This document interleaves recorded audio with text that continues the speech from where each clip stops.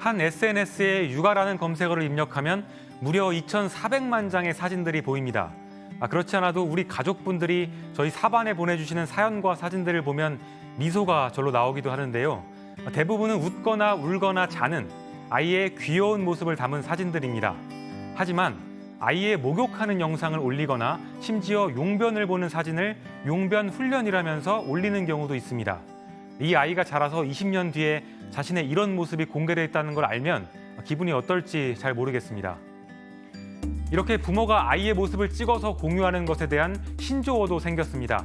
쉐어런팅. 공유를 뜻하는 영어 단어 쉐어에 부모와 양육을 더한 합성어입니다. 이 쉐어런팅은 유용한 육아 정보를 공유하거나 육아의 고충의 공감대를 형성해서 서로 격려할 수 있게 만들어주기도 합니다.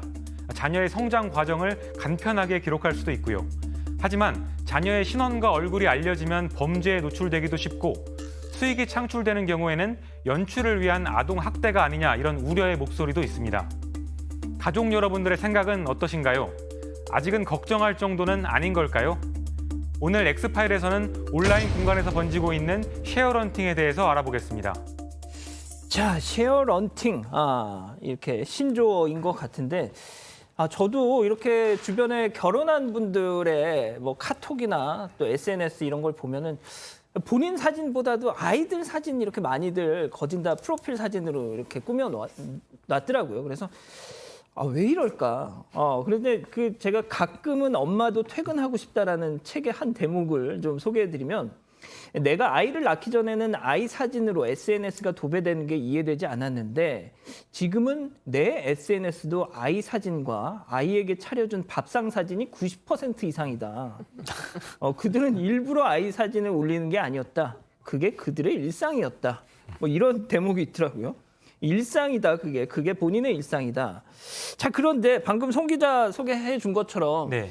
이게 뭐 일상의 기록 또 너무 귀여워서라고는 올리지만 이게 좀 문제가 될 수도 있는 게 있다는 거잖아요. 네. 그러니까 쉐어런팅은 쉽게 말하면 육아 생중계라고 할 수가 있을 것 같습니다. 그러니까 육아의 모든 단계를 다 기록하고 올리면서 공유를 하겠다는 건데요.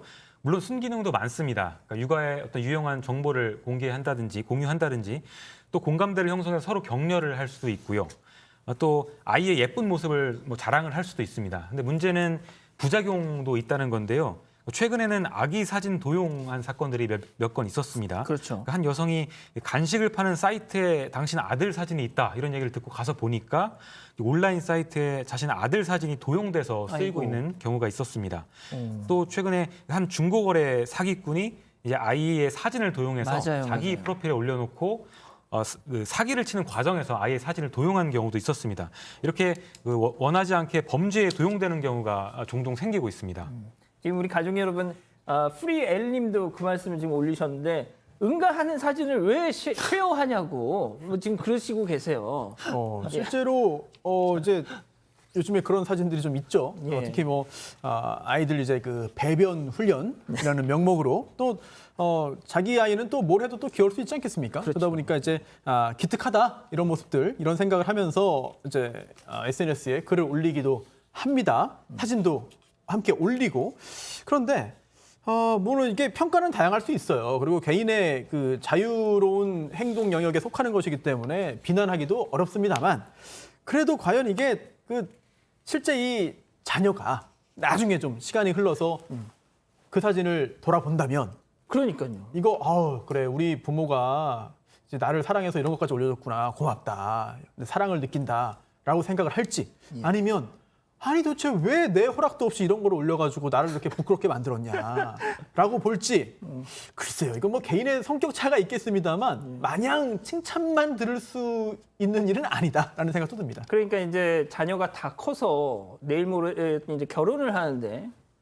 와이프 될 사람이 자기 똥 응가하는 사진 있다고 이러면은 정말 이거는 또 상황이 좀 달라질 수도 있는 건데 이수정 교수님 어떠세요? 이거 지금 자녀분들 거진다 이제 크셨는데 네, 충분히 요즘 이런 이제 워낙에 영상과 사진의 시대니까 이렇게 올리시는 분들의 이제 자식 사랑에 대해서는 전 논란의 여지 없이 이해가 됩니다만 한편으로 제 머릿속에 드는 이제 생각은 이런 사진이 만약에 나쁘게 소비되면 어떤 정도까지 나쁘게 소비될까? 이런 생각이 또 한편으로는 이게 직업병인데요.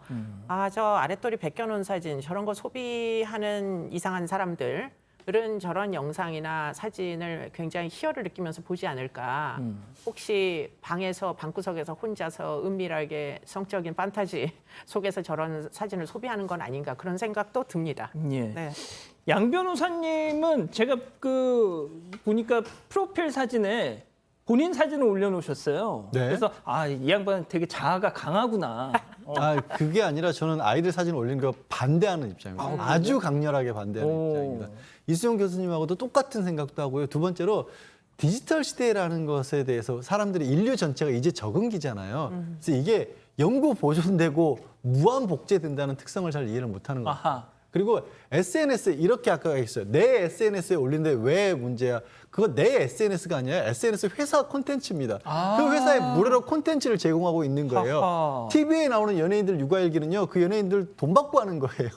그래서 본인이 즐겁다고 하지만 사실은 그 구조는 그런 게 아니란 상업적으로 이용되고 있다는 것도 좀 생각하시면 여러 가지 부작용을 떠나서 안 하시는 게 전 정말 좋다고 그거 생각합니다. 진짜 좋은 포인트네요. 자, 그러면 말이죠. 이런 경우에 처벌이 가능합니까, 양 변호사님? 그냥 처벌을 하기는 어려워요. 이게 뭐 본인이 올린 걸 처벌할 수는 없고 저도 뭐 한두 장 이렇게 올리는 것까지 극렬하게 반대하는 건 아닙니다. 오해하시지 마시고요. 아주 정말 열성적으로 너무 올리시는 분들에게 좀 조심하시라는 말씀을 드린 거고 대신에 그 사진을 아까도 사례에 나온 것처럼 빼가서 다른 용도로 쓸 수가 있잖아요. 그럴 때 뭐 초상권 침해도 될 수 있고 정말 생각하기 싫지만 이수정 교수님이 말씀하신 거에 연장선상에서 디지털 기술이 워낙 발달하다 보니까 그 아이 얼굴 합성해서 또 음란물로 만들 수도 있는 거예요. 그런 가능성까지도 있는 게 디지털이란 거죠. 예. 자, 결국 이게 손 변호사님, 아이들은 그걸 인식을 못하고 있지만 어리니까 결국은 이게 아이들 권리가 부모에 의해서 침해되고 있다. 약간 이렇게 볼 수 있는 거 아닙니까, 이거? 그렇게 볼 소지도 충분히 있죠. 물론 그 아이가 뭐 신생아 또는 뭐 1살, 2살 아주 어린 나이일 수도 있고 아니면 초등학생 또는 그 이상 중학생, 고등학생 또는 뭐 군대 간 아이 또는 뭐 결혼한 아이 등등일 수도 있어요. 그렇기 때문에 약간씩 평가는 달라질 수도 있겠습니다만 기본적으로 아무리 소중하고 아무리 예쁜 자녀라 하더라도 별개의 인격이고 별개의 어떤 그 권리를 가지고 있거든요. 예. 또 판단 능력도 있는 것이고 따라서 지금이야 그냥 뭐 도덕적인 문제 또는 약간의 사회적인 문제 정도로 볼 수 있습니다만 이게 법적인 사안도 될 수 있습니다. 예. 즉 자녀와 부모 사이에 이 문제를 두고 법적인 분쟁을 벌일 수도 있는 것이고 어허. 또 실제로 유럽에서는 이게 법적으로 이런 문제 부분들 이제 삭제를 요구할 수 있는 권리들을 부여하는 그런 논의들도 이루어지고 있는 상황이거든요. 게다가 부모 이런 경우도 있어요. 예를 들어서 부모는 계속해서 자녀를 좋아합니다. 아낍니다. 기억하고 싶어 합니다. 이런 사진까지 올려놓고 계속 보고 싶어하고 자랑하고 싶어 합니다. 하지만 자녀는 그 부모를 끔찍이 싫어할 수도 있습니다. 또는 중간에 어떤 계기가 생기고 어떤 사건이 있어서 남보다 더 싫어할 수도 있습니다. 그럼 그런 경우에는 생물학적으로 정말 친모이기 때문에 내 얼굴을 마음대로 쓸 수 있는 권리가 부모에게 있는 것이냐. 이런 여러 가지 법적인 논란도 뭐 얼마 지나지 않으면 나올 것 같습니다. 자, 교수님, 그런데 뭐가 됐든 이 아이들 사진도 그렇고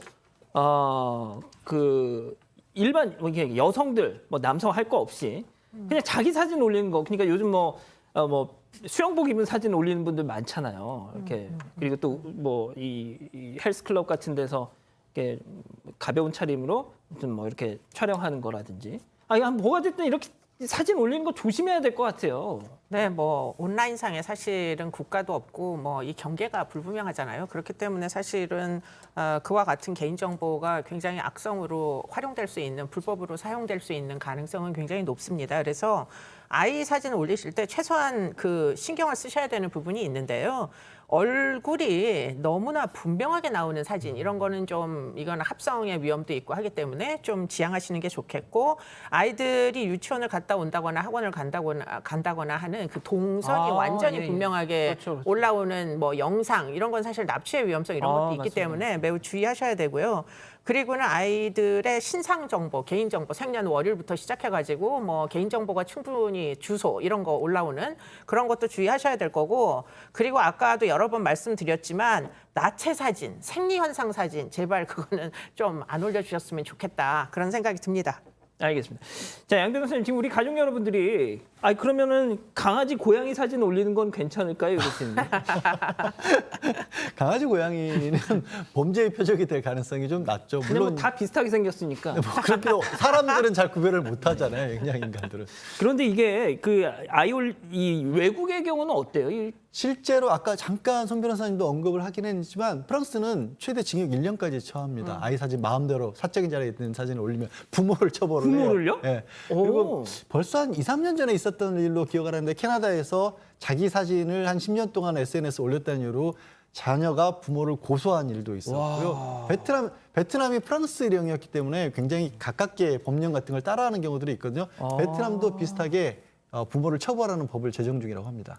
그렇군요. 알겠습니다. 뭐 우리 가족 여러분들은 알아서 다 조심하시겠죠?